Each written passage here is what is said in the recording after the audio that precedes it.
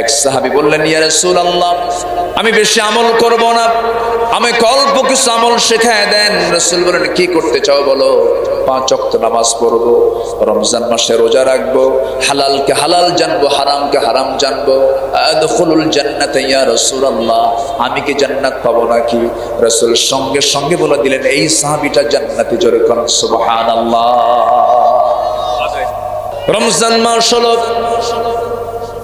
সেই মাস যে মাসে আল্লাযী উনজিলা নাজিল করা হয়েছে, কোরআনকে নাজিল করা হয়েছে। তাহলে রমজানটার মর্যাদা বেড়েছে কোরআন নাজিলের কারণে। আমরা মদিনায় যাই কেন? নবীর কবর থাকার কারণে। মক্কায় যাই কেন? আল্লাহর ঘর কাবা থাকার কারণে। কাবার জন্য মক্কার দাম বাড়লো, রাসূলের কবর থাকার জন্য মদিনার দাম বাড়লো।